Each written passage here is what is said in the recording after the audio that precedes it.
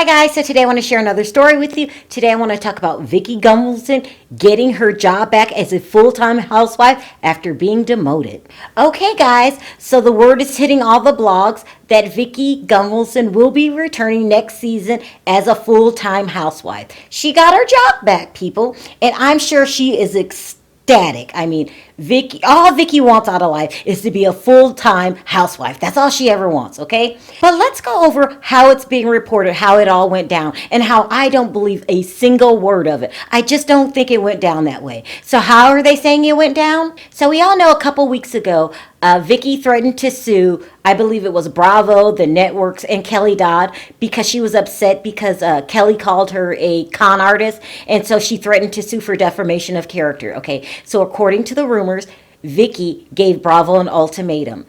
When they asked her to drop the lawsuit, she says, either you bring me back full-time as a housewife or I'm not dropping the lawsuit and I won't be returning to the show as a part-time housewife either, okay? That's what the rumors are. I do not believe this rumor, people. I just don't. Don't pee on my leg and tell me that it's raining. I mean, someone really wants me to believe that all of a sudden Vicki Gunvalson found her inner Bethany Frankel and negotiated the best deal for her. When last season, when she got the news that she was demoted, she was crying. She had a nervous breakdown. Her and Steve had to go to Mexico for her to gain her composure. Do you guys remember how she had a serious meltdown just because she got demoted, as if she was a firing, and how she said that Bravo's her life, and you know these people have been with her all these years. And it was just a mess. Now all of a sudden you want me to believe that Vicki's this powerful powerhouse that all of a sudden knows how to negotiate with Bravo, even though she was just crying about it a couple months ago. No. This is how it probably went down. Okay, so we all know at BravoCon, she was going around saying that if I don't come back as a full-time housewife, I don't come back at all.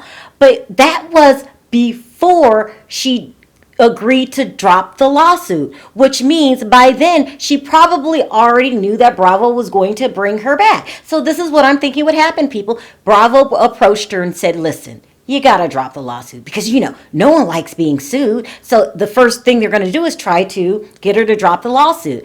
And she probably said, no. Kelly called me a con artist and she's really defaming my character. And they probably said, listen, if we bring you back full time, will you drop the lawsuit? And she probably didn't even talk to an attorney. She probably said right then on the spot, of course I'll do it. I really want to come back. The show is my life. When in reality, they probably were going to bring her back anyway before the lawsuit. And why would they want to bring Vicki back, you may ask?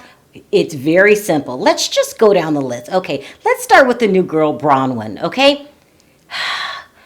Flake, okay? Some kind of nut job. She's really strange. Let's just be real. And all of her sex escapades and her sex storylines, can that hold a person for an entire season? Absolutely not. I mean, she's just kind of boring. Weird, but boring. I mean, she just doesn't have what it takes to really hold a storyline.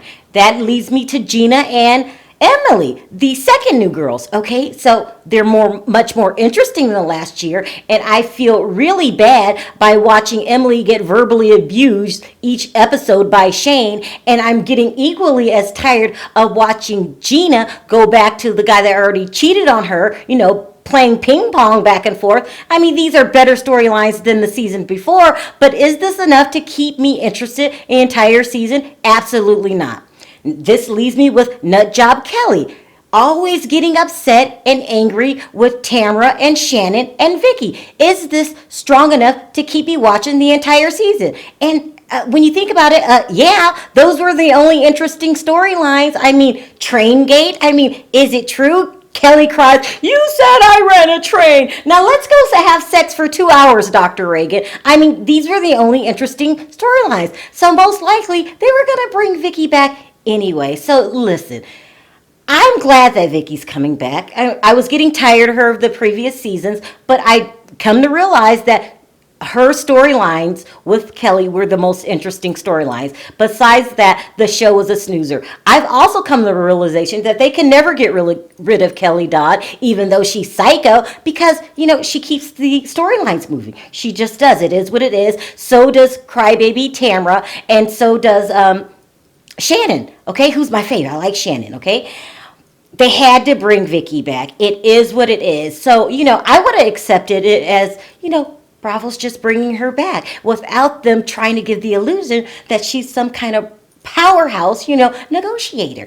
So welcome back, Vicki. And also, it was nice this last episode to see her psycho son-in-law and Brianna. It's good to know that Brianna's doing good, with all of her health problems. And it might be refreshing to see Michael again, her son. And, it was definitely for me going to be interesting to see Steve not marry Vicki. Not convince people. I mean, I don't want to be Debbie the Downer. It just is what it is. But it also means I will be watching another season. So what I want to know today in my comments section is who agrees with me? Who thinks they were going to bring Vicki back before the lawsuit anyway? Also, if you like this video, don't forget to click that like button. If you haven't already subscribed, go ahead and do that. And I'll see you guys next time. Bye.